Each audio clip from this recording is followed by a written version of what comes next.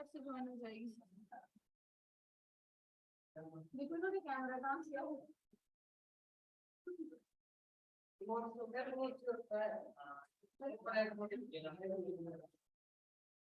Remote से तो फिर 2 मिनट होता है। नहीं मेरे को सही हो जाएगा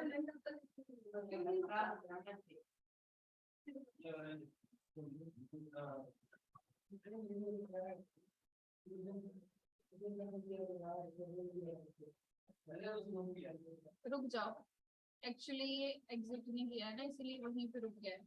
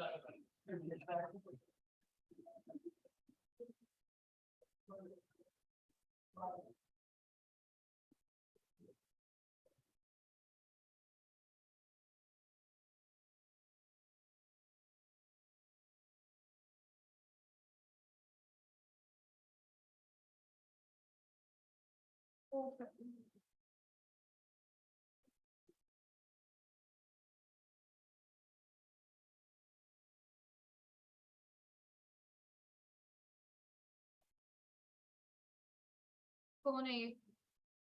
उसको फोन कर।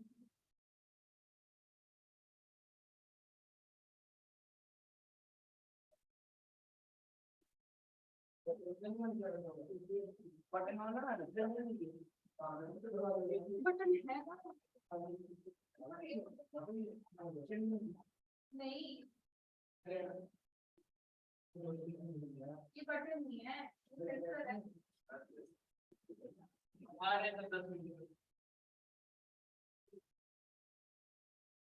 नहीं, बटन कोई नहीं है। 10 मिनट में आप नीचे तो जाना चाहिए।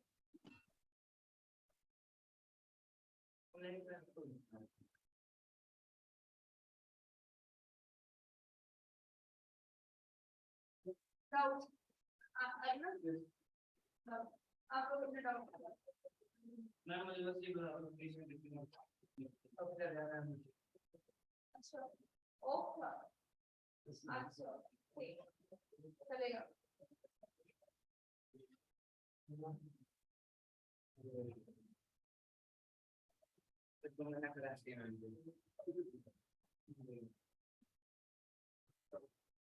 कोई बात नहीं।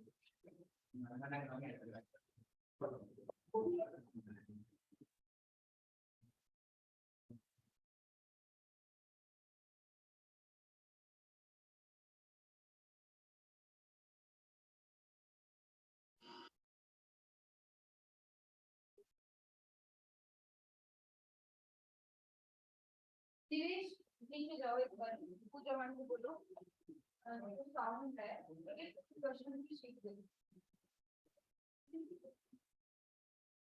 उनको। क्या करना है, जो नए क्वेश्चन बनवाए हैं उनमें से क्वेश्चन दे, ठीक है।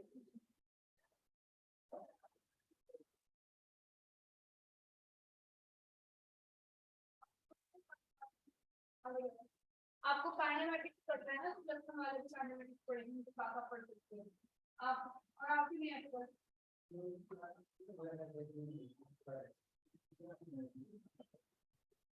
हर्षदीप, तरुण, अरुण, आवाज आ रही है आप लोगों को? Good afternoon. अभी मैं थोड़ी देर में ना आपको जो कल टॉपिक किया था साउंड, अच्छा आप लोगों ने किया नहीं था ना कल साउंड, आवाज नहीं आ रही थी आप लोगों को? Yes ma'am. ओके कोई नहीं, अभी ना हम ग्राफ करेंगे डिफरेंट मोशन के लिए, वो कर लो अभी के लिए, ठीक है? ओके। अपना निकाल रहे हो डाउट फ्रिक्शन वाले में? एक बार मैं ग्राफ कंप्लीट कर लेती हूँ, फिर उसके बाद डाउट लेते हैं। आपके हैं डाउट्स? कल वाली शीट कर ली पूरी? करो, ठीक है। हाँ जी, पोजीशन कैसे निकालते हैं, ठीक है। क्या क्या चीजें गिवन है इस क्वेश्चन में, ले आओ इधर। अभी आ गया था कल वाला समझ? ठीक है। The displacement x of a particle varies with time t as find the position, velocity and acceleration of body at। इसमें क्या करना है, देखो तुम्हें पहले तो इन्होंने बोला x is equal to 4t square minus 5t और 25। अगर इसमें t की वैल्यू डाल दोगे तो पोजीशन निकल आएगी। t की वैल्यू कितनी है? 0, तो पोजीशन कितनी निकल के आएगी? 25। और वेलोसिटी निकालने के लिए इसको डिफरेंशिएट कर दोगे, डिफरेंशिएट करोगे तो कितना आएगा? 8t, सॉरी इसमें आएगा -15 और, ठीक है। अब इसमें t की वैल्यू पुट कर दोगे, -15 आ गया, ठीक है। और क्या निकालना है? एक्सेलरेशन के लिए दोबारा डिफरेंशिएट करोगे, दोबारा डिफरेंशिएट करोगे तो 8 आंसर आ जाएगा एक्सेलरेशन में, ठीक है। हो जाएगा ऐसे। पोजीशन पूछी हो जिस टाइम पे, वो टाइम की वैल्यू डाल देनी है आपने।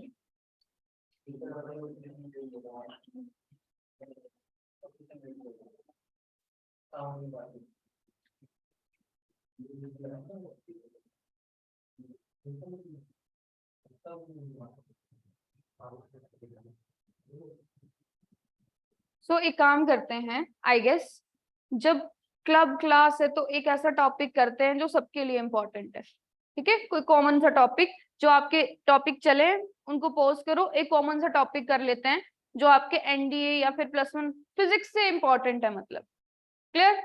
इलेक्ट्रिसिटी का डिस्कस कर लें, थोड़ा सा ओम्स लॉ डिस्कस कर लें, ठीक है। 10th में सबने पढ़ा है ओम्स लॉ, ठीक है। ओम्स लॉ को डिस्कस कर लेते हैं, वो तो सबके लिए इम्पोर्टेंट है।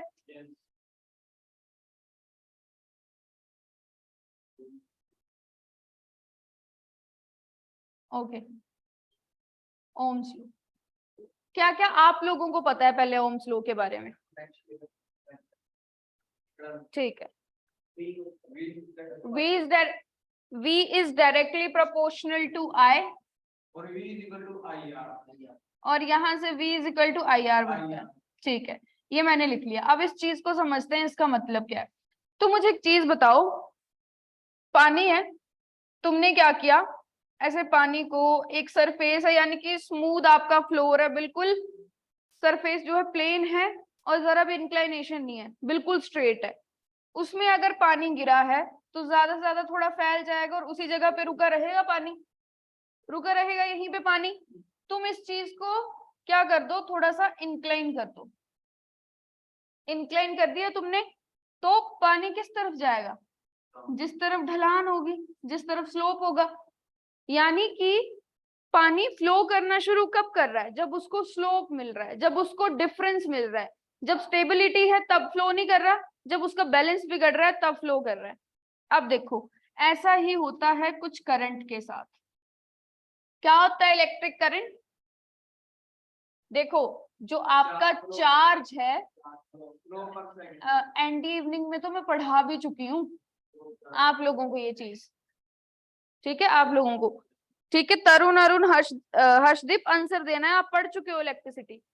अब यहाँ पे देखो क्यू क्या है, चार्ज है, और ये चार्ज जब फ्लो करना शुरू करता है, ठीक है, चार्ज ने क्या किया, फ्लो शुरू कर दिया। फ्लो कब शुरू करेगा, जब इसको कुछ डिफरेंस दिखेगा, स्टेबिलिटी। ओम्स लॉ कर रहे हैं अभी के लिए। ये ना कितने शीट्स लेके आए आप, 10 लेके आए,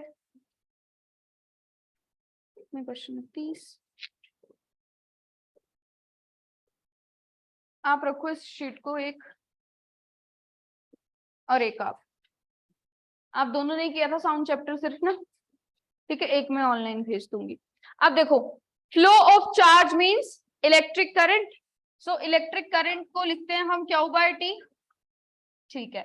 पर ये करंट कब फ्लो कर, चार्ज ने फ्लो किया तो करंट आया, फिर आगे बात आती है कि करंट फ्लो करेगा, करंट कब फ्लो करेगा, जब उसको डिफरेंस दिखेगा, ठीक है, पोटेंशियल डिफरेंस दिखेगा।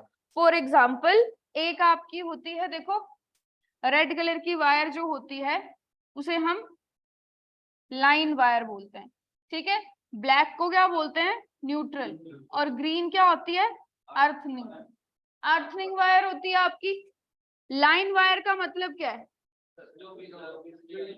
जिसमें करंट चलता है, ये न्यूट्रल होती है, इसमें कोई चार्ज नहीं है, और ये क्या करती है, चार्ज को अर्थिंग कर देती है, ठीक है। इसको तो छोड़ दो, इसका तो काम ही अलग है, अर्थिंग का काम है। ये दोनों आपने कॉम्बिनेशन में देखी होंगी, ठीक है, जैसे वहां पे देखो रेड और ब्लैक वायर निकली हुई है, थोड़ा सा जहां पे गैप है ना, रेड और ब्लैक वायर साथ में निकली हुई है। अब ये प्लग है, प्लग में जो प्लग है उसके भी आगे 2 टर्मिनल्स होते हैं, ठीक है। अब दोनों टर्मिनल्स में एक में रेड वायर कनेक्ट होती है और एक में आपकी ब्लैक वायर कनेक्ट होती है, तो रेड वायर में करंट है, ठीक है, यानी कि यहाँ पे पोटेंशियल डिफरेंस है कितना, 220 जितना घर पे आ रहा है। ब्लैक वायर में क्या है, पोटेंशियल डिफरेंस 0। तो जैसे पानी को स्लोप दिखा और स्लोप की तरफ भागेगा पानी, वैसे ही अनबैलेंस हो जाएगा यहाँ पे पोटेंशियल डिफरेंस। एक में पोटेंशियल डिफरेंस 0 है, एक में 220 है, तो 220 वाला दूसरे 0 वाले की तरफ भागेगा उसको बैलेंस करने के लिए। तो क्या होता है, एक वायर में करंट जाता है, दूसरे में वापस आ जाता है, इस तरह से करंट फ्लो करता है। तो उसने क्या बोला, जितना, अब देखो एक में 0 है, एक में 220 है, तो जितना ज्यादा पोटेंशियल डिफरेंस होगा उतनी जल्दी करंट, उतना ज्यादा फ्लो करंट का होगा। देखो तुम जितना टेढ़ा स्लोप होगा, पानी उतना ज्यादा बहता है नीचे की तरफ, तो जितना ज्यादा डिफरेंस उतना ज्यादा फ्लो। समझ गए, यही यहाँ पे बोला गया है। V is equal to I R का मतलब यही है, that potential difference across the ends of conductor is directly proportional to flow of current. होता क्या है, देखो सर्किट ऐसे ही बनाते हो, ठीक है, यहाँ पे जैसे मान लो तुमने बल्ब कनेक्ट कर दिया, ठीक है, यहाँ पे एक की होगी, की को कनेक्ट कर दिया, और यहाँ पे V लिखा होता है, और इस तरफ से क्या जा रहा है, करंट, ये नेगेटिव ये पॉजिटिव। होता क्या है, पॉजिटिव का पोटेंशियल ज्यादा है, नेगेटिव का कम है, तो यहाँ से चार्ज भागता है दूसरी तरफ, ठीक है, सॉरी, यहाँ पे ये जो इलेक्ट्रॉन्स हैं ये पॉजिटिव पोटेंशियल की तरफ अट्रैक्ट होते हैं, तो यहाँ से उस तरफ भागते हैं, तो इन दोनों एंड्स के बीच में पोटेंशियल का क्या जाता है, डिफरेंस। पॉजिटिव और नेगेटिव में वैसे ही डिफरेंस है, एक का पोटेंशियल ज्यादा और एक का कम होगा, ठीक है। पोटेंशियल के डिफरेंस की वजह से यहाँ पे क्या लिखते हैं, फिर हम V लिखते हैं। अब यहाँ पे पोटेंशियल ज्यादा हो गया क्योंकि पॉजिटिव एंड पे पोटेंशियल ज्यादा होता है, तो उस पोटेंशियल को बैलेंस करने के लिए करंट जाता है पॉजिटिव टू नेगेटिव, ठीक है। ओम्स ने क्या बोला कि तुम कोई कंडक्टर जो है उसको कनेक्ट कर दो सर्किट में, ठीक है, मैंने एक तार लगा दी, वायर लगा दी, अब इस वायर में ऐसे करंट जा रहा है, पर करंट जा रहा है, करंट का फ्लो है, पर जैसे कि तुमने पानी के रास्ते में डैम बना दिए छोटे छोटे, तो उसका फ्लो जो है वो कम होता चलेगा, उसका करंट जो है कम होता चलेगा। वैसे ही यहाँ पे क्या होता है, ये जो करंट का फ्लो है ये भी क्या होता चलता है, कम, किसकी वजह से, रेजिस्टेंस। ऐसे मान लो पोटेंशियल क्या कर रहा है, पोटेंशियल जो है धक्का मार रहा है करंट को, ठीक है, और रेजिस्टेंस क्या कर रहा है, उसको पीछे खींच रहा है, पीछे खींचने की कोशिश कर रहा है। समझ गए, अब ये वाली चीज हो रही है, तभी उसने कहा कि पोटेंशियल डिफरेंस जो है जितना ज्यादा होगा उतना ज्यादा करंट फ्लो करेगा, बट देखना पड़ेगा वहां पे रेजिस्टेंस, समझ गए रेजिस्टेंस क्या है, क्या होता है रेजिस्टेंस, रुकावट। ठीक है, जैसे कि आप क्या कर रहे हो, फ्लो, आपका फ्लो बिल्कुल स्मूथ है, आप एक हाईवे पे मूव कर रहे हो, हाईवे पे मूव कर रहे हो, बीच में लिंक रोड आ गया, लिंक रोड कच्चा है, उबड़ खाबड़ है, तो यहाँ पे आके आपकी स्पीड कम हो जाएगी। अब ये लिंक रोड जितना लंबा होगा उतनी देर आपकी स्पीड क्या रहेगी, स्लो। जितना रेजिस्टेंस, यानी कि रेजिस्टेंस किस में है, तार में है ना रेजिस्टेंस, कंडक्टर में ही होता है रेजिस्टेंस। तो कंडक्टर जितना लंबा होगा उतना ज्यादा क्या होगा, रेजिस्टेंस होगा। समझ रहे हो बात को, जितनी लंबी वायर है उतनी देर करंट को क्या है, ऑपोजिशन जो है वो फेस करनी पड़ेगी, तो उतना ज्यादा क्या होगा, रेजिस्टेंस होगा। तो ये जो रेजिस्टेंस है ये कंडक्टर के लेंथ के डायरेक्टली प्रोपोर्शनल। अब एक चीज देखो, अब थिक है वायर या थिन है वायर, या तो बहुत पतली होगी या फिर थिक होगी वायर। दो वायर्स कंसीडर कर लो, एक का ये है एरिया ऑफ क्रॉस सेक्शन और दूसरे का एरिया ऑफ क्रॉस सेक्शन ये है। अब जब इसमें से चार्ज जाएगा तो एक दो मैक्सिमम 3 इलेक्ट्रॉन्स जा सकते हैं एक बारी में, पर इसमें बहुत सारे इलेक्ट्रॉन्स जाएंगे एक बारी में। जितने इलेक्ट्रॉन जाएंगे उतना ज्यादा करंट आएगा, जितने कम इलेक्ट्रॉन जाएंगे उतना कम करंट आएगा। समझ रहे हो, पतली जैसे दरवाजा छोटा है ना तो कम लोग एक बारी में बाहर जा सकते हैं, विड्थ इसकी ज्यादा है तो एक बारी में ज्यादा लोग बाहर जाएंगे, तो जल्दी जल्दी रूम से फ्लो जो है लोगों का बढ़ेगा।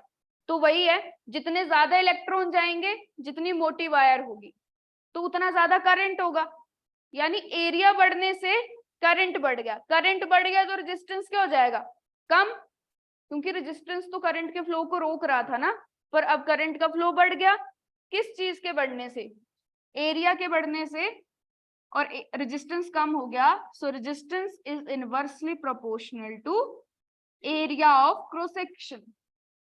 एरिया ऑफ क्रॉस सेक्शन का मतलब है जहां से क्रॉस करता है ऑब्जेक्ट।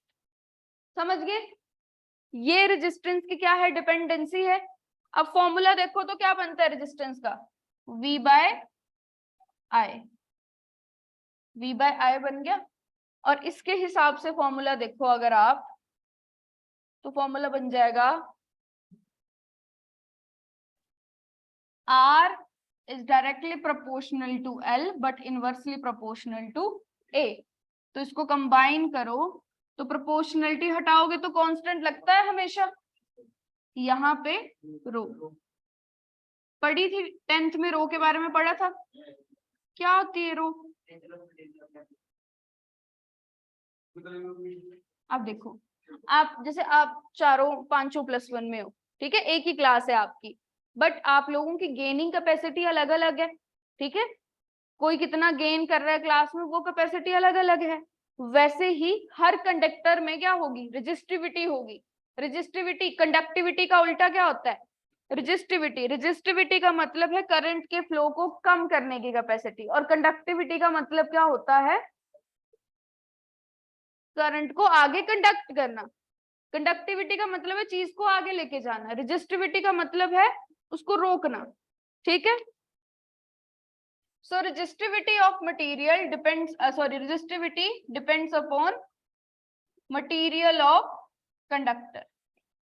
अब होता क्या है, सबसे अच्छा कंडक्टर कौन है इलेक्ट्रिसिटी का, सिल्वर। अच्छा ये बताओ, डायमंड गुड कंडक्टर है या बैड,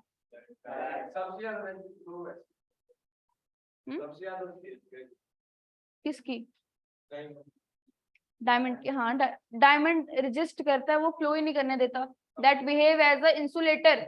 इंसुलेटर में तो फ्री इलेक्ट्रॉन्स होंगे नहीं, तो रुकावट की बात ही क्या है ना, वो तो फ्लो ही नहीं करने देते करंट को। अब सिल्वर की बात करते हैं, सिल्वर की कंडक्टिविटी, कौन सी conductivity, but electrical conductivity. Electrical conductivity सबसे ज्यादा है। इलेक्ट्रिकल कंडक्टिविटी ज्यादा होने का मतलब क्या है, सबसे ज्यादा करंट को आगे भेज रहा है।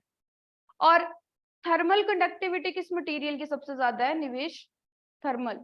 हीट को कौन सा मटेरियल सबसे ज्यादा ट्रांसपोर्ट करता है, कॉपर। गीजर वगैरह होते हैं उनमें भी कॉपर की लाइनिंग होती है ना, जो अच्छी क्वालिटी के होंगे। अब ये कॉपर क्यों, कॉपर क्या करता है, इलेक्ट्रिसिटी को तो कंडक्ट करता ही है, कॉपर की वायर हम यूज करते हैं, पर हीट को भी, हीट का सबसे अच्छा जो है कंडक्टर है, ठीक है।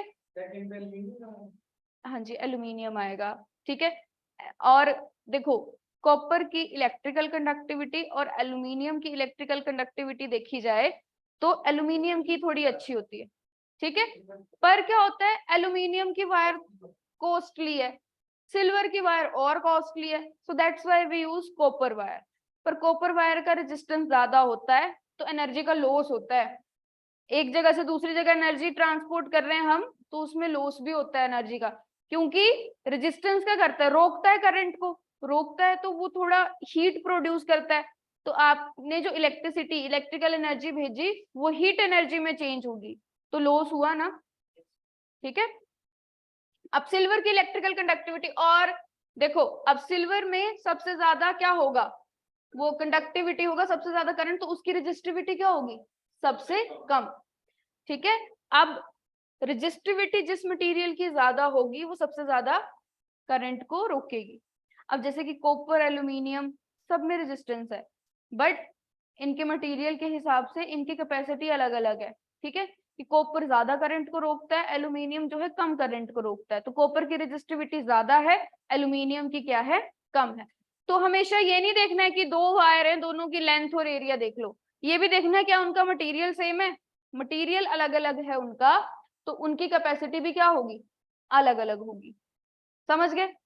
अब नेक्स्ट आता है कि ये जो रेजिस्टिविटी है इस पे ये चेंज हो सकती है क्या मटेरियल की या नहीं, हाँ जी बताओ, रेजिस्टिविटी, दिव्यांग, रेजिस्टिविटी चेंज हो सकती है, कैसे,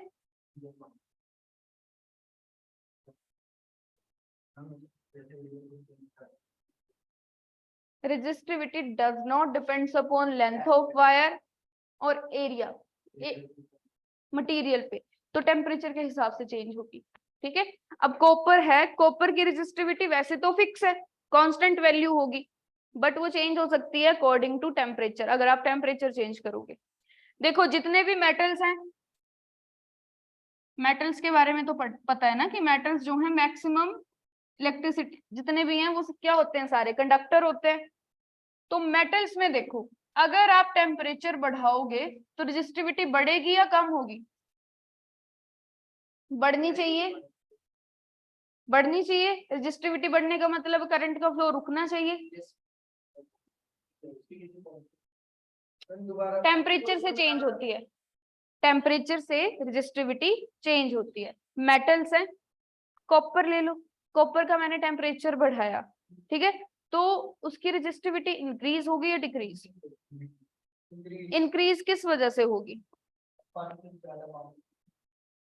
तो उसका मतलब तो रेजिस्टिविटी डिक्रीज होना होता है, अगर ज्यादा पार्टिकल आगे जा रहे हैं इसका मतलब रोकने की कैपेसिटी कम हो रही है, ये रोकने की कैपेसिटी है, आगे भेजने की कैपेसिटी नहीं है, ठीक है। अब तुमने सही आंसर बोला पर तुमने कंटेक्स्ट गलत लिया, रेजिस्टिविटी नहीं कंडक्टिविटी के हिसाब से बोला तुमने। होता क्या है, जो चीज पहले से ही फ्री है ना, अब जो कोई जेल में है ना, उसको अगर तुम एक दिन के लिए बाहर भी लेके आओगे ना, सिंपल रोड पे भी घुमाओगे ना, तो उसको वो भी अच्छा लगेगा, उसके लिए वो क्या है, फ्री मूवमेंट है। पर जो बाहर है ऑलरेडी उनको ऐसे रोड पे घुमाने ले जाओ ना, धूप है, क्या देखना है रोड पे, है ना, जाना नहीं चाहेंगे, उनको क्या चाहिए, कोई अच्छी सी जगह चाहिए। वैसे इलेक्ट्रॉन है, पहले से ही फ्री है, इनको एनर्जी देके आप उनको और जल्दी मूव करवाना चाहते हो, ये पहले से ही फ्री है, पहले से ही क्या कर रहे हैं, ऑलरेडी मूव कर रहे हैं। अब हुआ क्या, सब अपना अपना मूव कर रहे हैं, आपने क्या किया, टेम्परेचर बढ़ा दिया, टेम्परेचर बढ़ाने से इनके बीच में हबड़ा दबड़ी जैसी मच गई, ऐसा लगा लो, तो ये टकराना शुरू हो गए। जैसे बहुत भरा हुआ रूम है, सब अपना मूवमेंट कर रहे हैं, या हॉल है या फिर कोई चौक है जहां पे लोग मूव कर रहे हैं, एकदम से बोल दिया ना कि यहाँ पे कहीं पे बॉम्ब है, सब भागने की कोशिश करेंगे। चौक में देखो क्या होता है, ये वाली गाड़ियां रुकती हैं, ये वाली निकलती हैं, फिर ये वाली चलती हैं, तो आराम से टाइम रहते सारे निकल जाते हैं। बट जब कोई उनमें से एक गलत क्रॉस कर ले तो सारा क्या लग जाता है, स्पीड तो उसने बढ़ा ली अपनी, सब अपनी स्पीड बढ़ाना चाहेंगे, बट क्या हो जाएगा, जब इधर उधर भागते हैं तो एक आपस में टकराना शुरू हो जाते हैं। इलेक्ट्रॉन्स का आपने क्या किया, टेम्परेचर बढ़ाया, यहाँ पे जो खाली एटम है जिससे इलेक्ट्रॉन बाहर निकल के आया है, ये इससे टकराएगा, कभी आपस में टकराएगा, क्योंकि इनकी एनर्जी बढ़ गई, उछल कूद करने लग पड़े तो ये आपस में टकराना शुरू कर देते हैं, तो आगे नहीं जा पाएंगे, आगे नहीं जा पाएंगे तो रेजिस्टिविटी इंक्रीज होगी। ये याद रखना, अगर गैस मॉलिक्यूल का टेम्परेचर बढ़ाओगे, ठीक है, उसका फ्लो भी कम हो जाता है, क्योंकि गैस मॉलिक्यूल्स भी आपस में टकराना शुरू कर देते हैं। जो चीज पहले से फ्री है उसको तुम काइनेटिक एनर्जी दोगे तो वो कोलिजन की वजह से स्लो हो जाएगा उसका फ्लो, इस चीज को याद रखना, ठीक है। अब अगर इसकी जगह कोई सॉलिड मटेरियल होता तो उसकी रेजिस्टिविटी, मतलब ऐसे मान लो कोई ऐसा सॉलिड मटेरियल है जिसको तुमने काइनेटिक एनर्जी दी, तो वो अपने बॉन्ड्स को धीरे धीरे धीरे लूज करता, तो वो क्या करता, वो जैसे कि हनी है ना, गर्मियों में कैसे फैल जाता है, सर्दियों में इकट्ठा हो जाता है, क्योंकि उसके मॉलिक्यूल्स इकट्ठे इकट्ठे हैं, ठीक है, वो थोड़े थोड़े फ्री होते हैं, वो आपस में नहीं टकराते। पर ये पहले से इधर उधर घूम रहे हैं तो इनकी एनर्जी बढ़ी है तो आपस में टकराते हैं और आगे नहीं बढ़ पाते फिर, ठीक है। मेटल्स में ऐसे होता है। मेटलॉइड्स क्या होते हैं?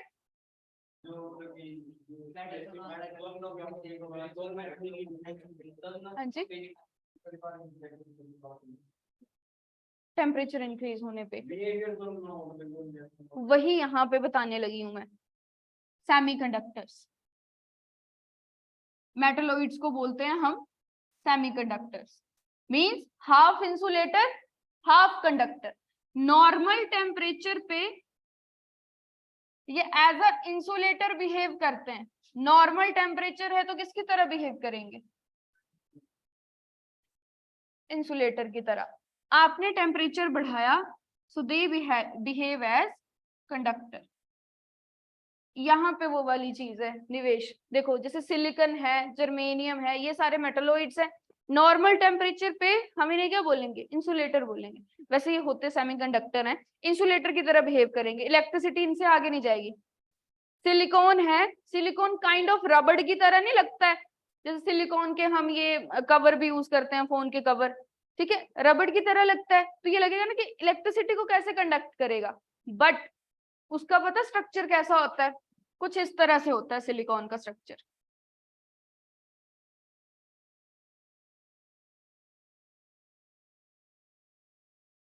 ये सब आपस में जुड़े होते हैं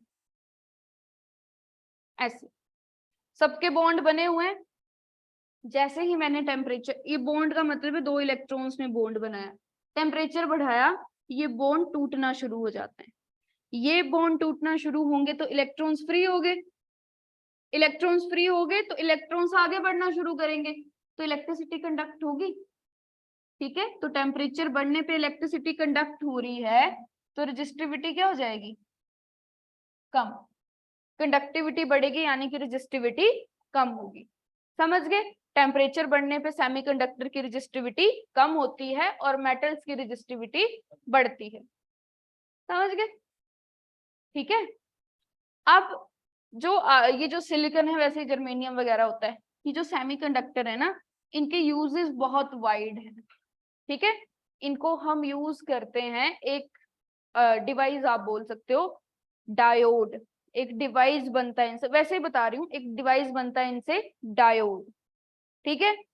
और डायोड को जब हम सर्किट में लगाते हैं तो डायोड क्या करता है? एसी वोल्टेज को डीसी वोल्टेज में कन्वर्ट करता है। घर पे कौन सी वोल्टेज आती है? एसी।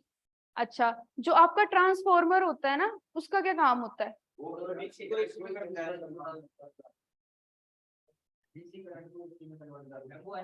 गलत, गलत नहीं, ट्रांसफॉर्मर ना एसी को डीसी में करता है ना डीसी को एसी में करता है। हाँ, ट्रांसफॉर्मर का काम क्या है? ट्रांसफॉर्म करता है हाई वोल्टेज को लो वोल्टेज में और लो वोल्टेज को हाई वोल्टेज में। आपके घर पे कौन सी सप्लाई आती है? तो ये एसी वोल्टेज को एसी में ही कन्वर्ट करता है। ट्रांसफॉर्मर का ध्यान रखना, ठीक है, एसी पे ही वर्क करता है। अल्टरनेटिंग करंट, अल्टरनेटिंग करंट का मतलब जो कैसे चलेगा? जिसकी इंटेंसिटी बढ़ेगी कम होगी, इंटेंसिटी बढ़ेगी कम होगी, ऐसे चलता है। और डायरेक्ट करंट का मतलब कैसे चल रहा है? कंटिन्यूस सप्लाई करंट की, डायरेक्ट सप्लाई। अच्छा, तुम डायरेक्ट करंट कि एक सोर्स है जो डायरेक्ट करंट प्रोवाइड करता है, तुम उसकी जो वायर है उन वायर के दोनों एंड्स को पकड़ लो, तो तुम्हें झटका लगेगा? नहीं लगेगा। इस साइड से पास हो जाएगा। पता क्या है, करंट डायरेक्टली आता है, ठीक है, कंटिन्यूसली ऐसे फ्लो करेगा, ये इस हाथ से आएगा, इस हाथ से चला जाएगा। उसी की जगह अल्टरनेटिंग करंट होता तो चिपका देता तो वो चिपका देता, ठीक है, सच में चिपका देता वो। अल्टरनेटिंग करंट पता क्या करता है, हमारी हार्ट बीट पे फर्क डालता है, इंटेंसिटी को बढ़ाता है कम करता है, बढ़ाता है कम करता है। 50 साइकिल अगर तुमने पूरे कर लिए, 440 वोल्ट के तुमने अगर 50 साइकिल ऐसे पूरे कर लिए तो हार्ट बीट बंद। तो alternating current that is more harmful than direct. Direct current क्या करेगा, इफेक्ट डालेगा बॉडी पे, पर लॉन्ग टर्म में इफेक्ट डालता है। ऐसे नहीं है कि तुम, हाँ भाई तार नहीं है तो खुद पकड़ के खड़े हो गए थोड़ी देर के लिए, जितनी देर को तार नहीं आती ऐसे काम चला लेते हैं, ऐसा नहीं है। डायरेक्ट करंट कंटिन्यू सप्लाई आएगी, कंटिन्यू सप्लाई आएगी तो अप्लायंसेस वगैरह जो है वो फ्यूज या फिर वो जल सकता है, हाँ स्टोर हो सकता है। डायरेक्ट करंट को इन्वर्टर है जैसे कि, देखो इन्वर्टर में पहले एसी आएगी, फिर वो डीसी में स्टोर होगी, फिर डीसी को एसी में। देखो जो मैंने तुम्हें बताया कि डायोड से रेक्टिफायर बन रहा है, वो एसी को डीसी में कर रहा है, इन्वर्टर क्या कर रहा है, डायरेक्ट करंट को अल्टरनेटिंग। देखो पर कुछ एक अप्लायंसेस ऐसे हैं जो डायरेक्ट करंट पे वर्क करते हैं। फॉर एग्जाम्पल जो हमारा चार्जर है, मोबाइल चार्जर, मोबाइल चार्जर जो है अल्टरनेटिंग करंट पे नहीं डायरेक्ट करंट पे चलता है, तो उसमें क्या लगा होता है, रेक्टिफायर लगा होता है। और तुम्हारे चार्जर को 220 वोल्टेज थोड़ी चाहिए, उससे कम ही चाहिए, तो उसमें फिर ट्रांसफॉर्मर भी लगा होता है, ये वाला स्टेप डाउन ट्रांसफॉर्मर भी लगा होगा, रेक्टिफायर भी लगा होगा। रेक्टिफायर वैसे पढ़ोगे आप, रेक्टिफायर क्या करता है, एसी को डीसी में कन्वर्ट करता है। ट्रेन में सफर किया है कभी, ट्रेन में लिखा होता है डायरेक्ट करंट सप्लाई, जहां पे मोबाइल चार्जर का स्लॉट होता है, हाँ डायरेक्ट करंट पे चलता है सब, ठीक है, डायरेक्ट करंट पे वो नहीं चलता, डायरेक्ट करंट पे चार्जर चलता है, ठीक है। बाकी अप्लायंसेस तो अल्टरनेटिंग करंट पे चलता है। स्टेप डाउन पढ़ोगे आप इलेक्ट्रोमैग्नेटिज्म। स्टेप डाउन का मतलब है कि हाई वोल्टेज को लो वोल्टेज में कर देना, ठीक है। हाई वोल्टेज करंट है, नहीं सॉरी हाई वोल्टेज है, किसी वोल्टेज जो है हाई आ रही है उसको लो में कर देना, और लो को हाई में करना, अप करना। डाउन का मतलब कम करना होता है ना, और अप का मतलब बढ़ाना होता है, समझ गए। अच्छा तो मैं इससे पहले क्या बता रही थी, डिवाइसेस में चले गए। जैसे एक सर्किट है तो उसको करंट क्या फ्लो कर रहा है, जैसे एक इलेक्ट्रॉन नेगेटिव से गया पॉजिटिव में, फिर एक उसमें आएगा बैटरी में, ऐसे नहीं ऐसे नहीं होता। सर्किट पता कैसे चलता है, जैसे पॉजिटिव नेगेटिव, यहाँ पे मैं बल्ब लगा देती हूँ जैसे, है ना, इलेक्ट्रॉन्स एक नहीं, इलेक्ट्रॉन्स का फ्लो जाता है। यहाँ सबको नहीं, जैसे एक बैटरी में गया एक बाहर आ गया, एक गया एक बाहर आ गया, तो चल ही रहे हैं। हाँ ये गए ना यहाँ पे, ठीक है, लास्ट वाला है दूसरा इस साइड वाला पॉजिटिव वाला, हाँ यहाँ पे आगे एक गया और इसमें एक बाहर आ गया बैटरी, इससे बाहर नहीं आया कुछ भी, इससे चार्ज बाहर नहीं आया, मैं वही बताने की कोशिश कर रही हूँ। यहाँ से गए इलेक्ट्रॉन्स किस तरफ, इस तरफ, यही बोल रहे हो ना आप, ठीक है। बैटरी है तो बैटरी तो इकट्ठी है, ठीक है, बैटरी में क्या है, चार्ज है, ठीक है, तो बैटरी से चार्ज, यहाँ से बैटरी का चार्ज यहाँ पे जा रहा है, और यहाँ पे आके जब चार्ज ने ये पूरा फ्लो कंप्लीट कर लिया तो यहाँ से इलेक्ट्रिक फील्ड बाहर आती है, पॉजिटिव एंड से इलेक्ट्रिक फील्ड, इलेक्ट्रिक फील्ड का मतलब है करंट बाहर आएगा पॉजिटिव से नेगेटिव की तरफ। पता क्या होता है, जैसे कि अगर ये इलेक्ट्रॉन इस एंड पे रीच नहीं करेगा ना तो करंट भी नहीं आएगा। इसको अगर मैं यहाँ पे एक डिवाइस लगा के स्टोर करवा लूं सारे चार्ज को, तो यहाँ से करंट आएगा ही नहीं, इसको इस एंड तक पहुंचना जरूरी होता है, ठीक है। ये यहाँ पे पहुंचता है तब बात आती है इलेक्ट्रिक फील्ड की। आप ना वर्क करते हो इसको यहाँ से यहाँ भेजने का, तो उससे क्या जनरेट होता है, पोटेंशियल डिफरेंस जनरेट होता है। पोटेंशियल डिफरेंस जनरेट होता है तो यहाँ पे जो इलेक्ट्रिक फील्ड है वो एक इंटेंसिटी भेजती है इस तरफ, दैट इज करंट। फिर आता है current। हाँ, फिर आता है करंट। ऐसा नहीं है कि वहां से भी चार्ज आएगा, नहीं, वहां से सिर्फ इलेक्ट्रिक फील्ड की वजह से करंट आएगा। समझ रहे हो? अब जैसे कि डिवाइसेस की बात कर रहे थे हम, इलेक्ट्रिक मोटर, मोटर यूज करते हैं सारे घर पे। क्या काम होता है मोटर का? पानी को खींचना, सीधी सी बात है। पानी, अगर मोटर नहीं होती, तुम खुद उठा के बाल्टी से पानी ऊपर लेके जाते, तुम्हें मैकेनिकल वर्क करना पड़ता। तो इलेक्ट्रिकल मोटर तुम्हारे लिए क्या कर रही है? मैकेनिकल वर्क कर रही है, पर किसकी हेल्प से? इलेक्ट्रिक एनर्जी किस में जा रही है आपकी? मैकेनिकल एनर्जी में जा रही है। और जनरेटर क्या काम करता है? जनरेटर में फ्यूल डलता है, डीजल वगैरह डलता है उसमें, यानी वो पहले काम करेगा। हाँ, मैकेनिकल एनर्जी किस में चेंज होगी? इलेक्ट्रिकल एनर्जी में। ठीक है, क्या हुआ?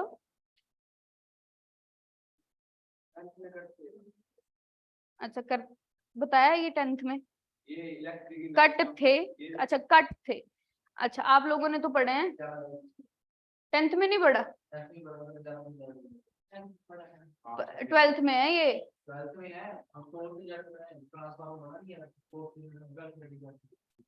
में है, 12th में कितना कर लिया 12th का syllabus? Second chapter electric field वाला पढ़ रहे हो अभी? इलेक्ट्रिक कैपेसिटेंस पढ़ रहे हो? कब से क्लासेस स्टार्ट हुई हैं?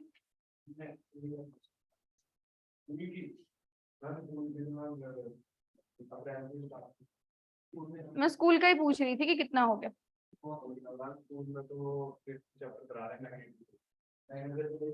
आप ट्यूशन से पढ़ रहे हो खुद?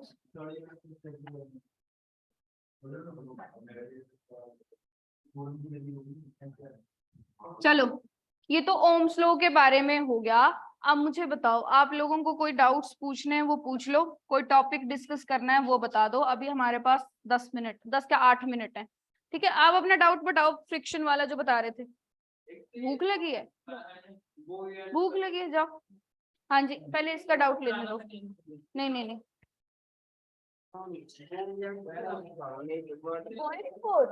मैं बताती हूँ। देखो, तुम जैसे पेज गिर रहा है ना ऊपर से, तो उस पे नीचे से जो एयर रेजिस्टेंस लग रहा है, उस नीचे वाले पार्ट पे लग रहा है। थ्रस्ट पे जो भी फोर्स लगती है उसको बॉयंट फोर्स बोला जाता है।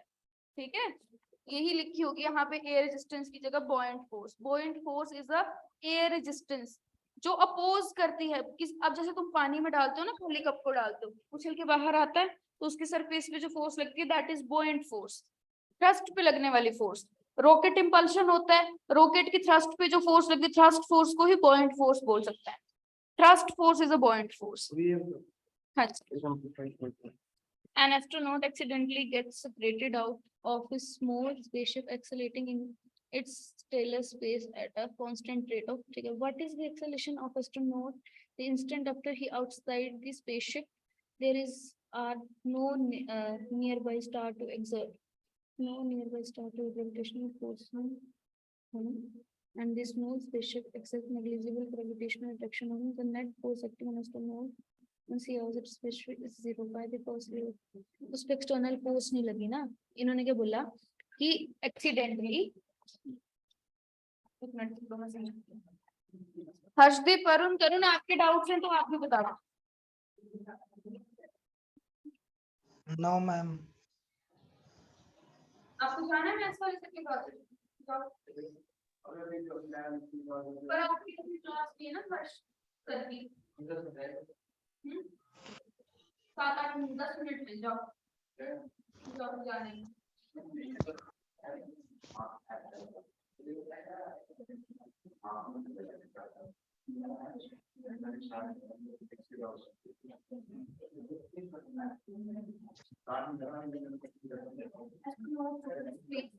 क्या हुआ स्पेसशिप पे, मतलब बाहर निकल गया। ठीक है, और स्पेसशिप कैसे इतने कांस्टेंट रेट 100 मीटर प्रति स्क्वायर से चल रही थी, तो स्पेस पे आता है ग्रेविटेशनल फोर्स।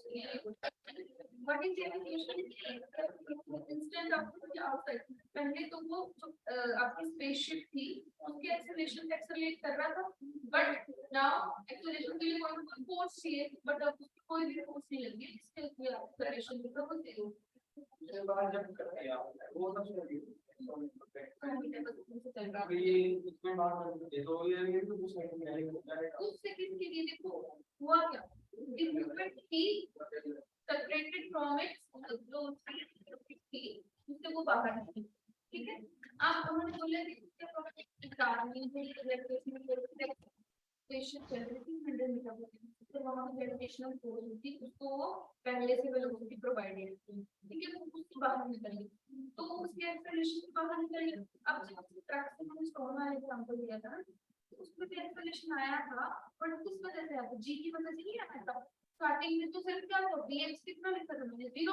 एक ही एक्सेलरेशन था, तो सिर्फ नीचे की तरफ का दैट इज ग्रेविटेशनल एक्सेलरेशन, और इसके बाद उसको कुछ नहीं है, तो इसका एक्सेलरेशन कितना रहेगा, जीरो नहीं रहेगा, है ना।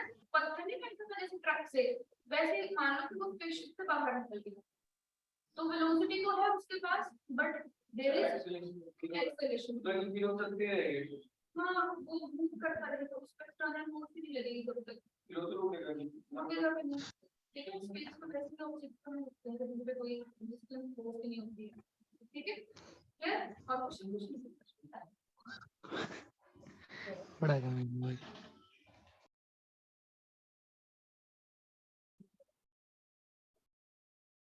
एक गेम में देखो हुआ क्या, इन्होंने identical both right negative ball in but different angles and get reflected without any change in speed, ठीक है। अब इन्होंने ये फिगर दी है आपको, ऐसे भी ऐसे वापस, ठीक है। अब उस पे क्या क्या चीजें बतानी है कि direction of force on the ball due to, यहाँ पर डायरेक्शन फोर्स के ऑपोजिट है, बट एक भी क्या हुआ कि वो ऐसे आए 30 डिग्री पे और यहाँ से कैसे 30 डिग्री पे बाहर चली गई। तो सबसे पहले आप यहाँ पे देखो, इनिशियली वो बॉल क्या थी, देखो उसका मोमेंटम था mu, ठीक है।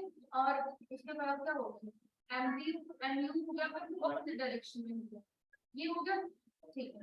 अब इन्होंने बोला है y एक्सिस का लॉन्ग, बाद में भी पहले भी नहीं बात होती, ये वाली चीज समझ आ गई, पर दूसरे में x एक्सिस का लॉन्ग जो है y एक्सिस केबल अलोंग है, फिर गिवन एंगल ये वाला कौन सा हो गया cos थीटा, और ये वाला हो गया sin थीटा। तो इन्होंने mu cos थीटा और mu sin थीटा दोनों लिखे हैं, देखो पेन निकाल सकते हो,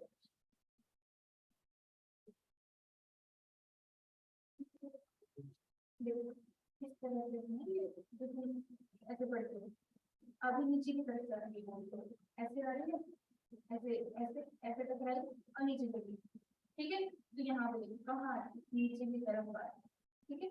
तो नीचे की तरफ आ रही है, तो ये है तो पॉजिटिव एक्सेस, बट तुम यहाँ पे देखो नीचे की तरफ माइनस जाएगा, इस तरफ जा रही है तो पॉजिटिव नहीं जाएगा, ऐसे बनी डायग्राम बनेगी ना, तो नीचे की तरफ आ रही है, ठीक है। नीचे की तरफ आ गई, तो यहाँ पे देखो एक्स एक्सिस की तरफ तो पॉजिटिव आया और वाई एक्सिस की तरफ आया नेगेटिव, पर एंगल जिन्होंने देखा था हमें, ठीक है। ये वाला जब आप ये इसको एक्सिस लोगे ना, एक्सिस के साथ कितना 30 है और दूसरे के साथ भी 30 होगा, बस वो वर्टिकल हो गया और ये क्या हो गया। अब इसमें उल्टा हो गया, इसमें देखो माइनस एक्सिस और यहाँ तक हमारी ये भी माइनस नहीं आ रही, माइनस नहीं आ रही है, जो ऐसा कुछ बोलते हैं ऐसे आई हो, ऐसे आई मतलब ऐसे इस तरह से कोई पॉजिटिव एक्सिस है और नीचे माइनस वाली है, फिर यहाँ से टकराने के बाद ऐसे जाने का मतलब है माइनस एक्स और माइनस वाई में माइनस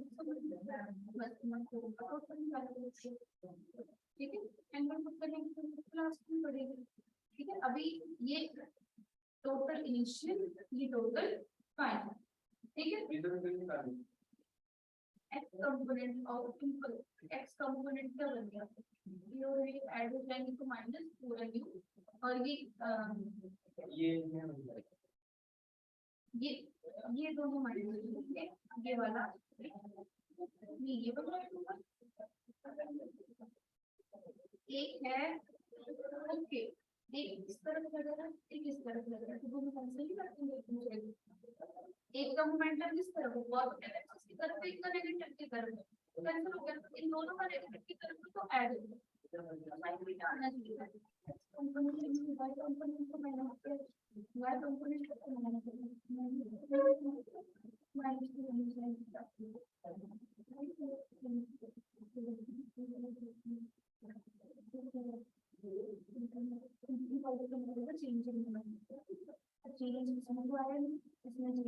वो लिखा है, ये तो इन्होंने पल्स लिखी है। मैं चेंज इन मोमेंटम लिखा है। चेंज इन मोमेंटम का मतलब क्या है कि टकराने के बाद कितना चेंज है, इसमें कोई चेंज नहीं आया। फाइनल से इनिशियल को माइनस करोगे क्या आ जाएगा, 0, ये तो 0 हो जाएगा। और यहाँ कोई चेंज नहीं आया, सेम ये तो 0 हो जाएगा। इसको करोगे -2mu cos 30 degree minus mu cos 30, तो माइनस माइनस प्लस होके 2mu cos 30 डिग्री आ जाएगी। ठीक है, और ये तारो अपने मदद क्लास लोग आप एंड करते हो। ठीक है, फिर यहाँ पे लिखो आप, और उसके बाद डायरेक्शन के लिए इन्होंने यहाँ पे क्या रिजल्टेंट